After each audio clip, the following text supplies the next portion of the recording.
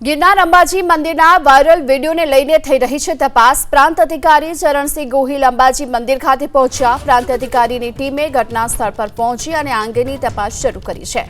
રસોઈયા સહિત સ્ટાફની પણ પૂછપરછ કરવામાં આવી। પ્રાંત અધિકારીએ મંદિરમાં જરૂરી સૂચનો આપ્યા છે। આ સાથોસાથ દાનપેટીમાંથી ચોરીનો વિડીયો પણ થયો હતો વાયરલ। ત્યારે દાનની રકમ દાનપેટીમાં જ નાખવા બોર્ડ લગાવવામાં આવ્યા છે અને પૂજારીને પગાર અપાતો હોવાનો પણ બોર્ડમાં ઉલ્લેખ જોવા મળી રહ્યો છે।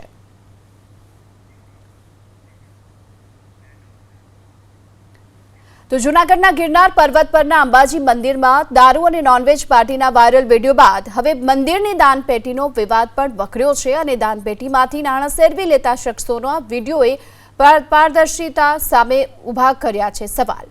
વિડીયો વાયરલ થયા બાદ પૂજારીઓ વચ્ચે આંતરિક જંગ છેડાઈ ચૂક્યો છે। વહીવટી પ્રશાસન તપાસની વાતો કરી રહ્યું છે અને આ સમગ્ર મામલે હજુ સુધી પોલીસ ફરિયાદ કેમ નથી નોંધાઈ તે પ્રકારના સવાલ પણ ઉઠી રહ્યા છે। બીજી તરફ હવે પૂજા કરવાનો અધિકાર કોને છે તે મુદ્દે પણ મંદિર સાથે જોડાયેલા કેટલાક લોકોએ મોટા ખુલાસા કર્યા, જેને લઈ વિવાદ વધુ વકર્યો। પૂજારી કુંદનગીરીએ ખુલાસો કરતા જણાવ્યું કે અંબાજી મંદિર, ભીડભંજન મહાદેવ મંદિર અને નીલકંઠ મહાદેવ મંદિરની પરંપરા મુજબ માત્ર ચોક્કસ પરિવારોને જ પૂજા અર્ચના કરવાનો અધિકાર છે। ભીડભંજન અને નીલકંઠ મહાદેવ મંદિરના પરિવારના કુલ 10 સભ્યો દ્વારા પરંપરાગત રીતે અંબાજી માતાજીની પૂજા કરવામાં આવે છે અને તેમના પરિવારના 5 સભ્યોએ મહંત પદ માટે દાવેદારી નોંધાવી હતી, જેમાંથી કુલ 4 લોકોએ પગાર પણ સ્વીકાર્યો નથી। માત્ર એક વ્યક્તિએ મહંત પદની દાવેદારી છોડી પગાર સ્વીકાર્યો।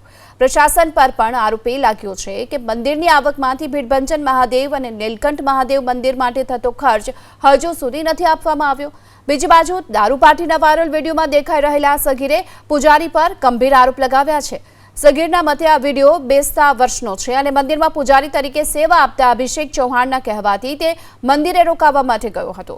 અભિષેક પોતે જ દારૂ લાવ્યો હતો અને પીવડાવ્યો હતો અને અન્ય શખ્સોએ તેનો વિડીયો ઉતાર્યો હતો।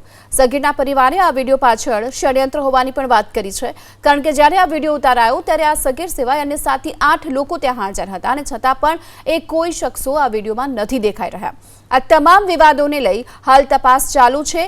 અધિક કલેક્ટરના મતે પ્રાંત અધિકારી એસડીએમની નિમણૂક કરાઈ છે અને એસડીએમના રિપોર્ટ બાદ હવે આગળના પગલાં લેવામાં આવશે।